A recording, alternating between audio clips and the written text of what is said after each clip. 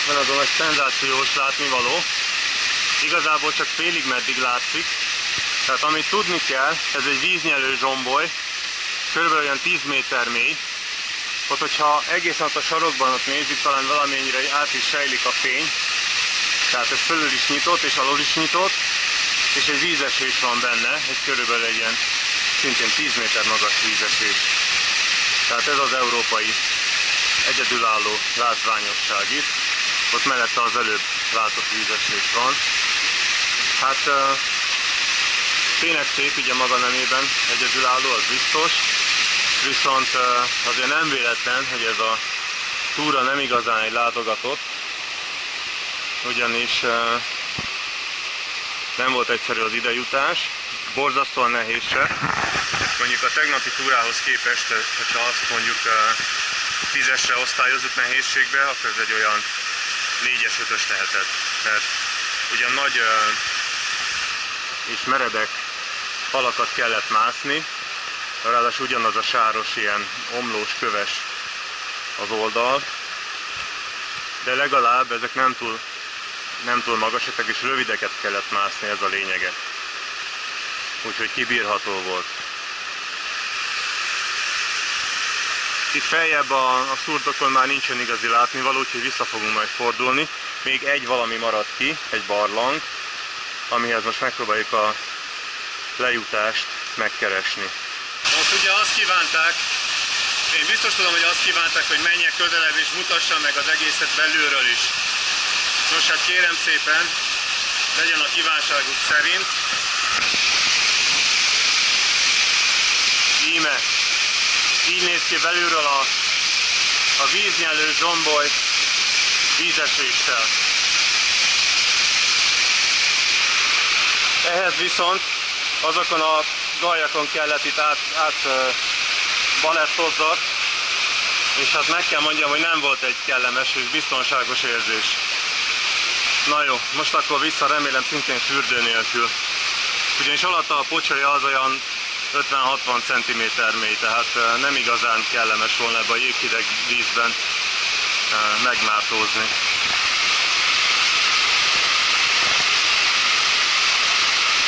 És igen, így kellett valahogy végig bénáskodni rajta, és korán sem egy biztonságos érzés.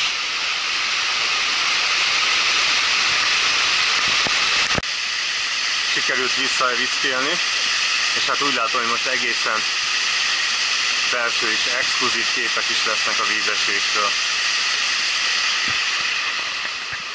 Sajnos azonban a barlang az itt pont itt a völgyszoros, tehát ahogy ilyen nagyon beszűkül a kanyon, azután van jobbra.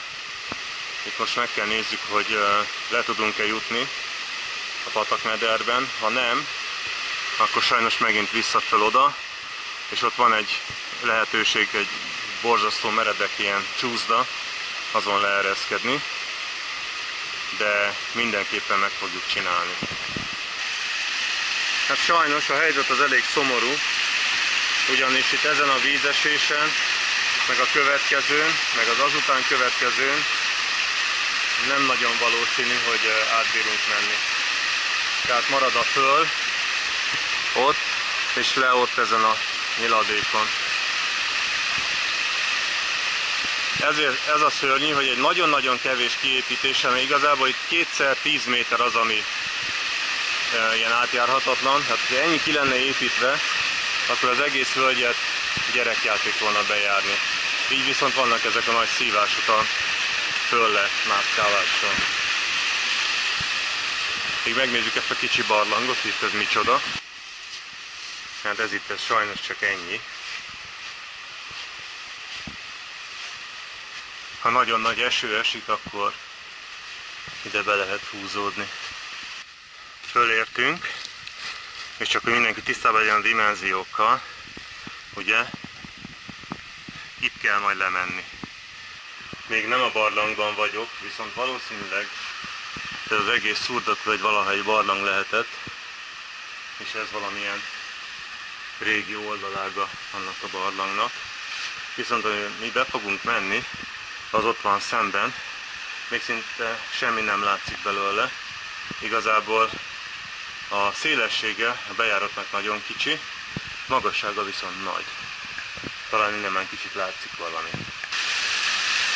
Szóval az előbb, ott annál a második ilyen bedölt fánál torpantunk meg, onnan nem lehetett tovább jönni. Ugye itt van ez a vízesés, ami akkor onnan látszott. Hát tulajdonképpen ennyit kéne kiépíteni, illetve ott egy kicsi valami létrát odarakni, és az egész bejárható volna. Nem kellene így szerencsétlenkedni, mint ahogy most a gyerek is itt. Tehát ezen a lejtőn jöttünk itt most le. Sajnos ezen föl is kell majd menni. Viszont a barlang már közel van. És végre itt van a túra harmadik látnivalója, a Róka barlang. Úgyhogy menjünk be! Csak hát ugyebár kelleni fog zseblámpa is. Innen nem túl bizalomgerjesztő szerintem. Na és akkor, így már kivilágítva, befele a barlangba. Most hát az jól látszik, hogy a szélessége az nem valami hihetetlen nagy. Egy kis víz is van benne. Itt viszont a bemeneti nyílás után szépen kiszélesedik, és van egy ilyen kisebb terem, ahol már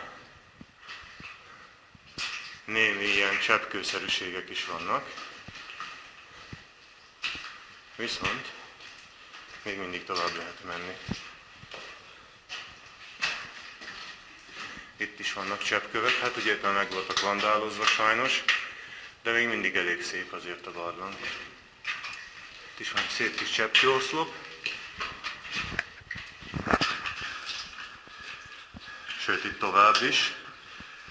Húha! De azt hiszem, le kell tegyem a kamerát, mert ez a víz, hát még nem nagyon mély, de azért inkább jobb mellette menni. Itt van egy ilyen kicsi oldalág, szép kicsi cseppkövekkel, még most is csöpögnek, tehát ez még egy élő barlang. Hogyha visszanézünk, már elég sokat jöttünk, egy olyan 40 métert, és még mindig látszik a kijárat. Sőt, a barlang továbbra is teljesen egyenesen folytatódik. Vagy hát jóformán teljesen.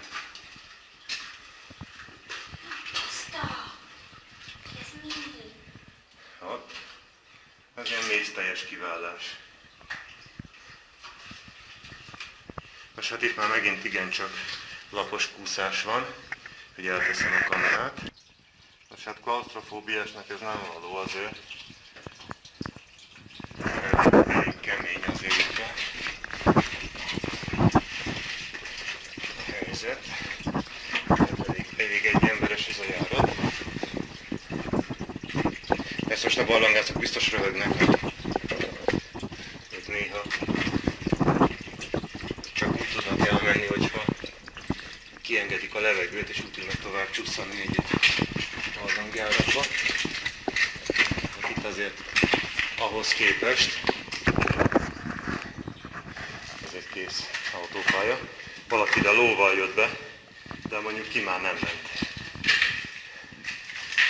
És hát nagyjából mindjárt elérjük a végpontot. Itt már ugye nem látszik de még mindig látszik a kijárat ott a messzeségbe.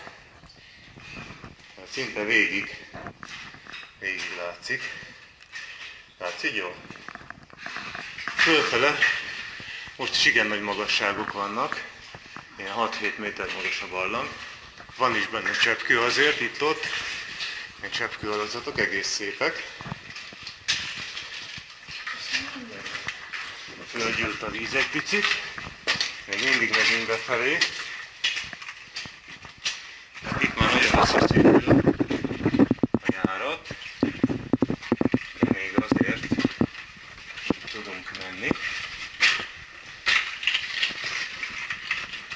A víz közben elég sziklás a talaj, úgyhogy a víz itt nem nagyon mély. Hát lehet lépni fölötte. És itt egy ilyen omlás zárja el a továbbítás lehetőségét. csöpkőoszlop. Tehát egész pontosan itt még talán tovább lehetne préselődni valamennyit, de ezt már nem fogom, mert azért a falak vizesek, és a bólomhoz érekkor én is ázok, ami pedig nem olyan kellemes érzés. Szóval nagyjából ennyi volt a barlang, körülbelül olyan 100 méter hosszú. Itt még van vagy 20 méter hátra a végpontig, de nagyjából jellegeit tekintve az is ilyen. Hát itt sajnos ugye letörték a cseppköveket. Azért látszik, hogy voltak. Hát elindultunk kifelé, és ami ott a messzeségben fölfénylik, az a bejárat. Tehát egészen a végétől is lehet látni a bejáratot. De az a legvégső kanyar az egyedüli kivétel, onnan már nem. De ez ilyen. Persze azért zseblámpa kell, tehát főleg az a bejárati szűkület után nem teljesen sötétség van, szóval mindenképpen kell a zseblámpa. Mondjuk itt nincs is túl nagy meleg, de ilyen rövid a barlang, ezért nem fázik meg senki. Itt végre föl lehet egyenesedni. Szóval szép a barlang, sajnos nagyon sok helyen, sőt itt több emelet sem van, egy fürtő fölfelé, talán még egy járat is van fölöttünk is. Szóval nagyon sok helyen ott van a rongálás nyoma. Hát sajnos ugye egyre bárki bejöhet, és illetve aki bejön, az úgy érzi, hogy neki joga van mindent tönkre is tenni. Na, találkozunk a bejáratnál. Hát, ahogy ígértem, itt vagyunk újra a kijáratnál, mármint a Szurdokvölgy kijáratánál. Most az egész túra nem volt több mint 600 méter oda, 600 vissza, plusz a két kimászás. Közben lehet, hogy lila a pofám, ugyanis itt annyi szeder van, hogy egészen biztos, hogy ezt a túrát nem sokan ismerik, ugyanis azért ennyire érintetlen helyet még nem láttam. És mindenhol itt ez végig teli van szederrel. Úgyhogy most egy kis csemegézés következik. Szóval akkor még egyszer a hely. Ugye ott a szalagkorlát mögött van a patak, ez itt a híd. És ki van írva ez a turista pihenő. Erről lehet megismerni. Itt kell bemenni a Szurdokvölgybe. Szóval, ahogy azt mondtam, a túra az körülbelül 600-600 méter. Igazából közepes nehézségű túra, de ez is csak a két kimászás miatt. Egyébként nagyon egyszerű. És hát szerintem nagyon szép is, szinte senki nem ismeri, és mindenképpen ajánlom bárkinek, akiben azért van egy kis kitartás, meg nem túl rossz az erőnléte, és folytatása következik. Ez ma még csak az első túra volt, ma lesz még egy második is.